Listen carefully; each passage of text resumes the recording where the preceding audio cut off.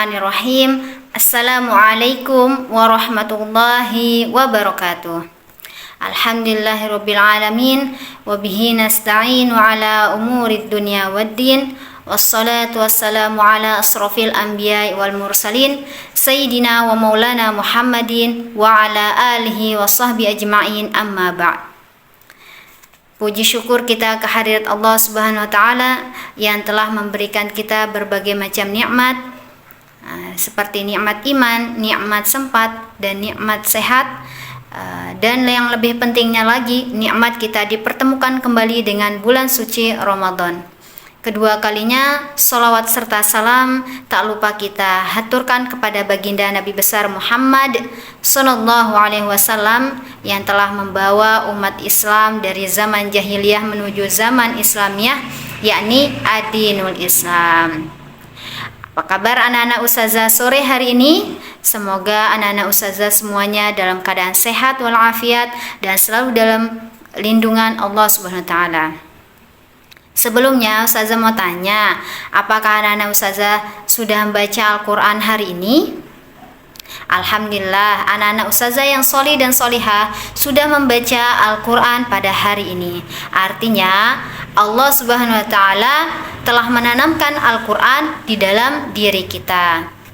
Namun faktanya masih banyak di bulan Ramadan ini yang menyia-nyiakan waktunya dengan hal-hal seperti bermain gadget, bermain game, atau berlama-lama menonton televisi tanpa dia membaca Al-Quran. Na'udzubillahi min dzalik.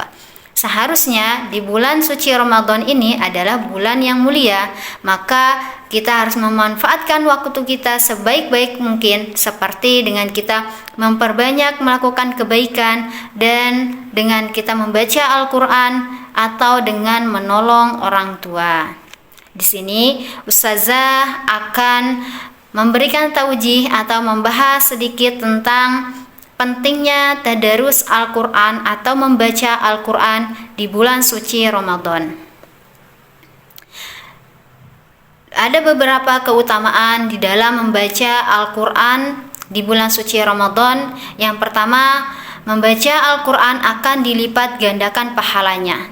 Rasulullah SAW bersabda, "Bacalah Al-Quran, barang siapa yang membaca Al-Quran satu huruf akan mendapatkan satu kebaikan. Dan satu kebaikan akan dilipat gandakan menjadi 10 kebaikan." Aku tidak mengatakan saat alif lam mim itu satu huruf, tetapi alif satu huruf, lam satu huruf, dan mim satu huruf. Artinya di dalam ayat alif lam mim saja kita sudah mendapatkan 30 kebaikan. Bagaimana kalau kita memperbanyak membaca Al-Quran, memperbanyak tadarus Al-Quran kita di bulan suci Ramadan ini, maka begitu banyak lipat ganda pahala yang akan kita dapatkan. Yang kedua, keutamaan kita membaca Al-Quran di bulan suci Ramadan, yaitu ia akan memberi syafaat di hari akhir nanti. Rasulullah SAW bersabda, "Bacalah Al-Quran, maka ia akan memberi syafaat bagi para pembacanya di hari akhir nanti." Artinya kelak di hari akhir Al-Quran akan datang memberikan syafaat bagi para pembacanya.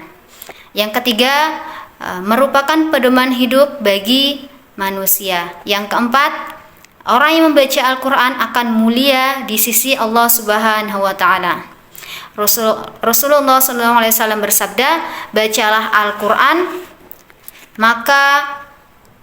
dan ia mahir di dalam membacanya, maka kelak ia akan bersama malaikat yang mulia lagi taat kepada Allah Subhanahu wa taala." Hadis riwayat Bukhari dan Muslim.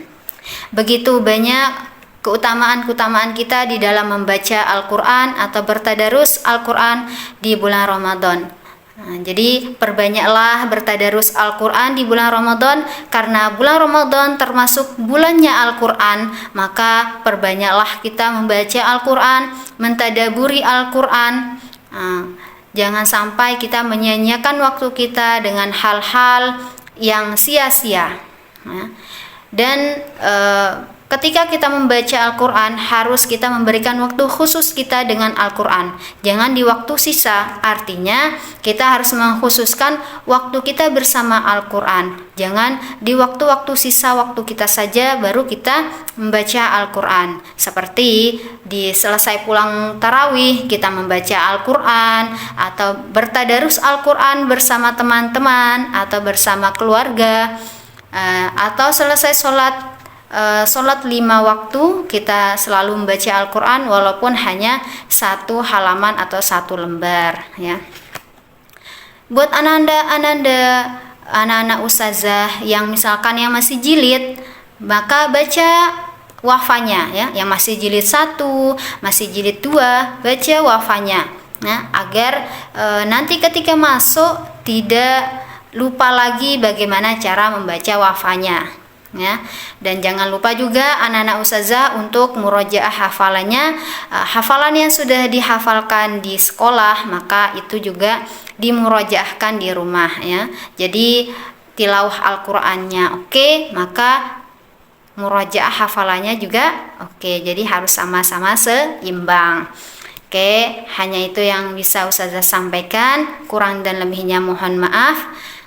Assalamualaikum warahmatullahi wabarakatuh.